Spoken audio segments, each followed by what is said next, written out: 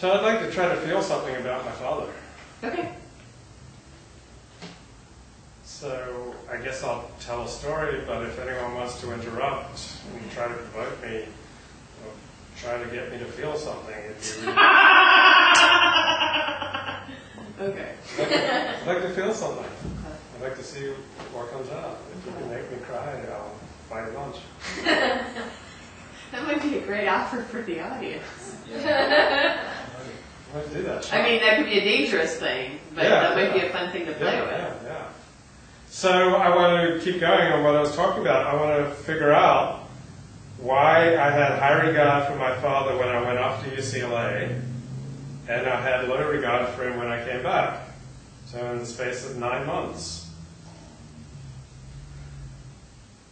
And a psychiatrist said in 2000 that I tend to idealize people like Dennis Prager and devalue people like my family. So that's one shrink's opinion. And I recognize a lot of truth to it. But you had a lot of issues with your father before you left. I did, but I wasn't really conscious of them. Like I had this high regard for my dad. He was a great man. Because I was talking to my brother the other day, and my brother said, you know, when I tentatively suggested some critical comment about Dad to you when you were 18, you immediately jumped to Dad's defense. Do you think that you had the freedom to think more negatively of him because you had left the house? Well, I left the house for a year after high school, Oh. and I had that defensive reaction to my father. So I guess in my teens, my father had become even more controversial, more famous, more the center of attention, more hated, and so I instinctively took his side and was Did you feel defensive. protective Yeah, over him? yeah. Compassion? Did you think he was wrongly hated? I just instinctively, But he stood up for took what his... he believed. Yeah, I instinctively took his side. Do you think that was wrong? Well, it's... Do you think he was unfairly hated? No. No? No. I think he completely brought it all on himself, just like I did. My father and But I... wasn't he standing up for what he truly believed?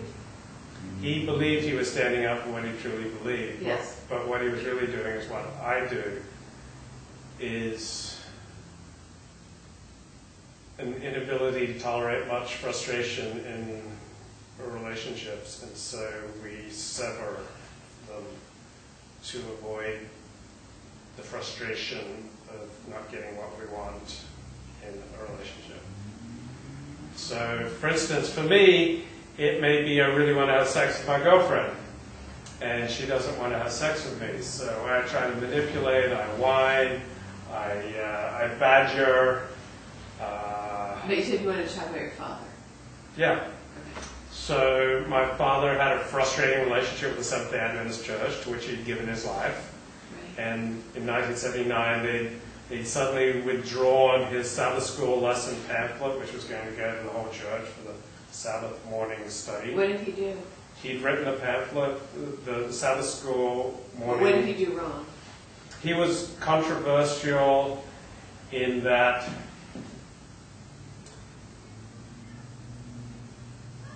he implicitly said that the distinctive beliefs of the Seventh-day Adventist Church were nonsense. He implicitly said it before he explicitly said it. He explicitly said it October 27th, 1979. Do you think he wanted to leave? Is that what he said it? And you didn't I think he wanted to leave. Not leave? Yeah, I think he wanted to leave. Is it not that he leave. stopped believing the principles of that religion? He always had his doubts about the distinctive teachings of the church to which it was founded and was most famous.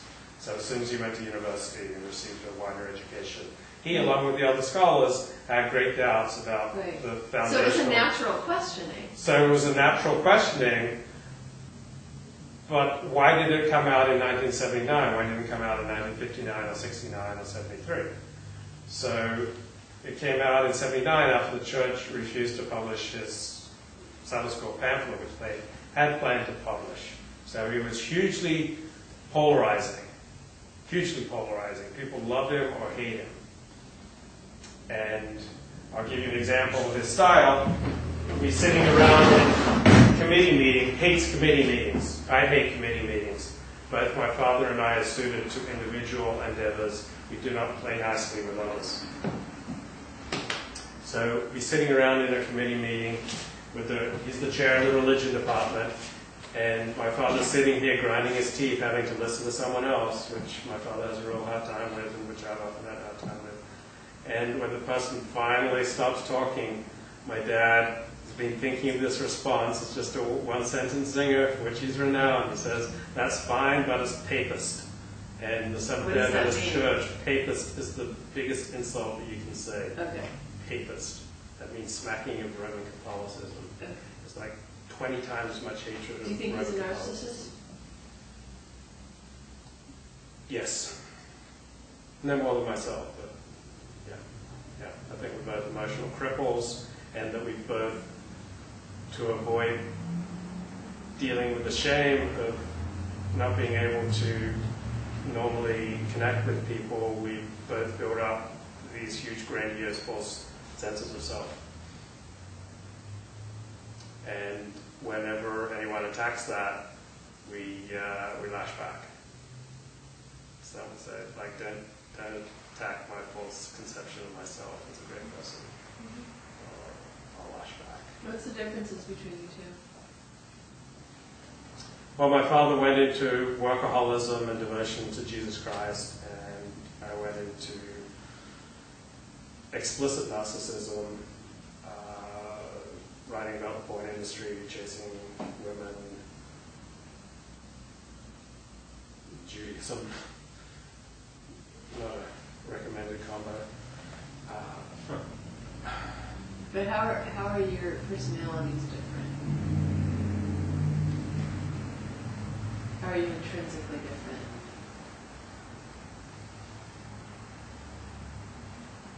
Or are you? I'd say we have far more similarities than differences. What does that mean to you? Well, it's frightening because I don't want my father's life. And I see that I'm living it out. I remember when I was kicked out of my first Orthodox synagogue in April 12, 1998, and the rabbi brought out these various postings that I had made on the internet that had been brought to him by the congregation, and he put them before me and said, well, you've got a choice. You've either got to start writing about the porn industry, or you've got to leave our community. And I said, okay, I'll leave the community. And I love this community of Aish Torah Orthodox synagogue. So why were you willing to give it up? Because I was making a living from writing on the porn industry, and I was in severe financial distress. And So I it was remember, kind of a lifeboat decision. yeah, in large respect, and also in large respect, I wanted to write what I wanted to write. And whenever push has come to shove, and I've had the Because you could choice, have written under a pseudonym, right? And not been discovered. not anymore, I was too well known by now. So I could have chosen a pseudonym, but it would have gotten out. That pony had fled. So whenever I had a choice between conforming or losing community and writing what I wanted, I've always chosen to write what I But if wanted. your father's life is a cautionary tale, then why do you think you're following it in a certain respect? Well, I said to the rabbi, the sins of the fathers shall be visited onto the sons, even for 1,000 Do you generations. think it's his sins? And the rabbi said, that's only if the son continues in the sins of the father. Do you think he's sinned? What's the difference between sin and human foible?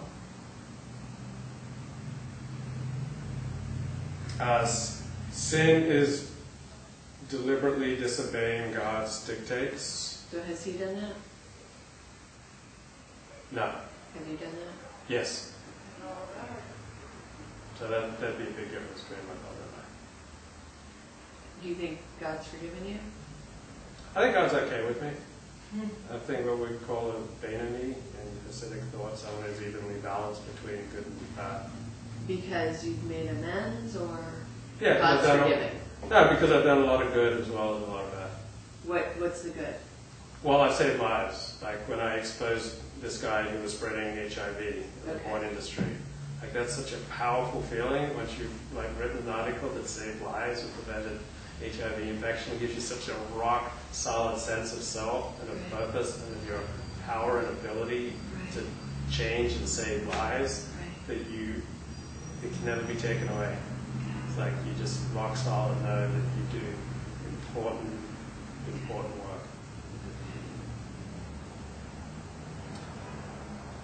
So yeah, why did I go away to UCLA? I was an atheist, a communist, theoretically. I was a provocateur more than anything. I love to provoke. That's how I went away to UCLA in August of 1988, and I came back in June of 1989, ready to start reading books on Judaism leading towards my conversion. So I went to UCLA, and I was an atheist. I still had a high regard for my father. I knew he had something magnificent. And I figured I'd probably kind of circle back kind of to much of what he stood for. I knew there was something really magnificent about my father because he was righteous and he was a good man. And I'd seen him counsel people. Like people would come to the home and he would counsel them. And he would actually listen and he'd give really good advice. And so I knew there was just something so magnificent about my father. But then I discovered Dennis Prager, and I just saw all these comparisons to which I thought my father just failed so miserably. For instance, Dennis Prager is always really careful to cite sources. When he quotes someone, when he takes a line, a clever line, he always quotes the source. My father usually doesn't quote the source. He'll just quote the clever line, which makes him look great. Dennis Prager is such a great listener. My father's not usually a good listener. Dennis Prager actually knows a lot of languages. My father really only knows English. And so my father preaches about what the Bible means, but Dennis Prager can actually read the Bible in his original languages. Do you think Dennis Prager's a good father? Yeah. Yeah, I think he's a good father and a great father figure. But an actual good father to his children. Yeah, I think he's a good father. Dennis Prager is comfortable with expressing emotion, and my father's incapable of expressing emotion except on the pulpit. Dennis Prager is a people person. My father basically hates people. I just kept seeing parallel after parallel where my father just looked like a complete failure, just morally, emotionally, in every way, between Dennis Prager and my But father. you only know And so Dennis as a leader. Well, I exchanged letters with him. But you don't know what it was like to grow up in his house. Correct. Right. So this is what the psychiatrist says. I idealize and I devalue my family, I idealize Dennis Prager. But yeah, I consciously came away with all these comparisons where I thought my father and the Christian religion in which I was raised was just so inferior, and Dennis Prager and Judaism is so superior.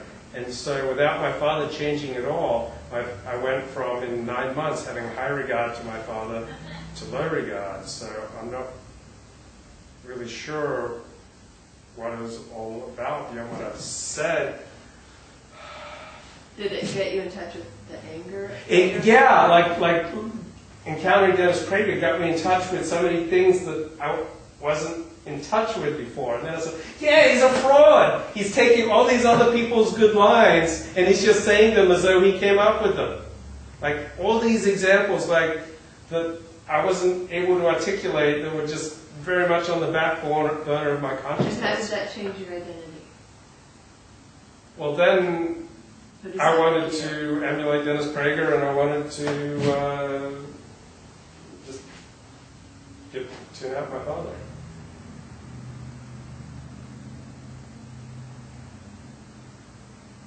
So yeah, all the contempt and problems that I had with my father, I wasn't really conscious of them until I encountered Dennis Prager.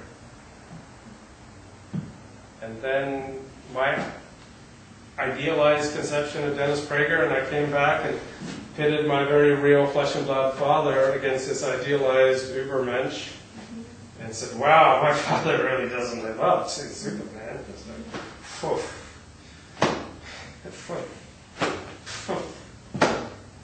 So do you feel like you abandoned your father? Or what word would you use? Well, when I look fact, there was never a connection there. Like, we would connect where if I was reading about Rousseau, he would go reading books on Rousseau so he could instruct me about Rousseau. And I thought, But isn't that taking another sweet? religion, what was being communicated to your father? Well, that was rejection of my father and the way he raised me. And what did your father say? Well, he wanted me to read some books on Christianity, but when I grew up, No, what exactly did he say when you told him? when I told him I was converting to Judaism, Yes. I came home from passing the Beit Din, that's a Jewish law court, for my conversion to Judaism, one Sunday evening in late 1992, and my friends dropped me off at home, and I came into the kitchen, and my father's sitting in the kitchen reading a book, and I'm over by the sink about 10 feet away, and I turned and faced my dad and said, I passed my Jewish conversion tonight. And So that's the way you told him. yeah. But I mean, it was fated. He knew I'd been calling rabbis and trying to make And Jewish what did he friends. say? And he looked up from his book and he said, well, they're certainly not like the Seventh-day Adventists out there proselytizing. And then how did you translate that? Well, he'd known how hard I'd have to work to try to pass my Jewish conversion. So,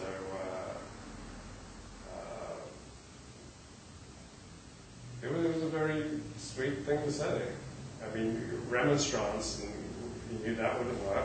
Also, I was chronically ill, so he knew this was like the one lifeline that I was holding on to try to give my life some... So you don't feel like he took it personally? Oh, he took it tremendously personally. It was unbelievable. He loses sleep worrying about my heavenly salvation. When did you find that out? Oh, I always knew, because he worries about people's heavenly salvation, I mean, particularly family. Does he say that? Yeah, like he looks forward to the resurrection when he'll be reunited with his first wife. But does he say that he worries about you? He's often said that he worries about me. About, but you going to hell? Or? I don't think I'm not sure if he said that. He said, maybe if you embrace Jesus, he'll make you well. When I was chronically ill, so he'd say things like that. But not too often, but occasionally. He was remarkably self-controlled.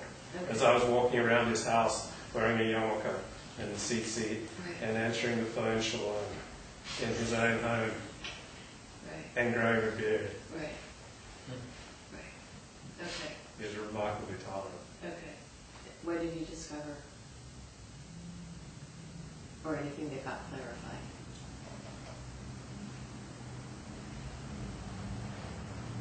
I think it got clarified how I idealized Dennis Prager and devalued my father by comparison, my idealization of Dennis Prager.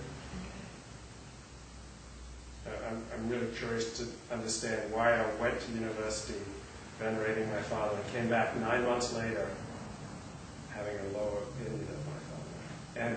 And it hasn't changed. So for the first 21 years of my life, my father was God.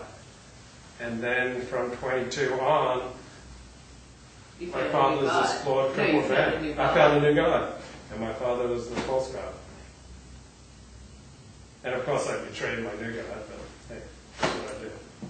And didn't the new God have his own fallen down? No, I've never Because didn't he used to be discovered... a lot more popular? No, not that I'm aware of. Okay. I follow it pretty quickly. So I think I know Dennis Prager really well, and I have not discovered any Okay, great flaws. So, okay, but I certainly betrayed him. okay. That's the knife in the back. Because you felt betrayed? Although my therapist told me I betrayed him when I said... No, but did you ever feel like he betrayed you?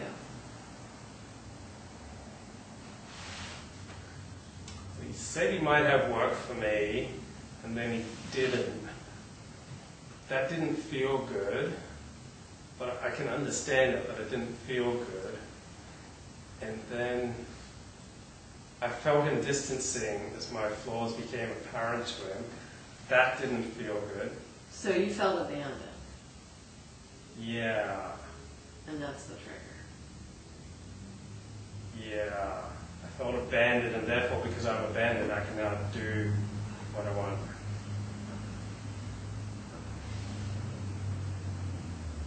All right, do you want any feedback? Yeah. Yeah. What people take some in, what you'd like to know more about. Okay.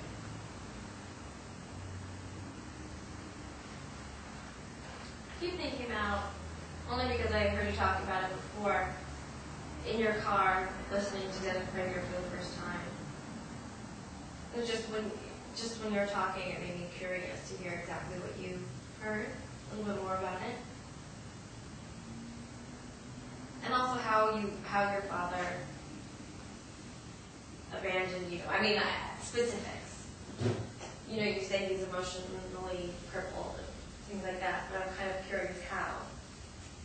I want to see the picture. Yeah. I noticed how you got it, kind of excited. You smiled a bit when you talked about how you were walking around, growing a beard, wearing a yarmulke, and whatever that thing is that you had. I'm sorry, but I don't know what you call it. But anyway, how cool that was for you to kind of stick it to him. So I like to see that kind of, that kind of emotion. That's something you wanted to do to get back at him for maybe all the things he has or has not done for you. It just came across just by the look on your face. Yeah. Certain things and that just come alive. You smiled similarly too when you talked about the train. Dennis Dennis Prager. Prager. Yeah, that's what I do. That's what I do. Trying to think of something to make you cry. Yeah, I'll take your lunch, dude. Let's go to the opera. I'm trying. The only thing I was thinking is, if your father did a one-person show, what would it be? What would it be about? It'd be about Jesus Christ killed on the cross, resurrected, and we can be in heaven with him. Would you be in the show? Would you even? No. So his show would kind of be about Easter? Yeah, it'd be about the path of salvation.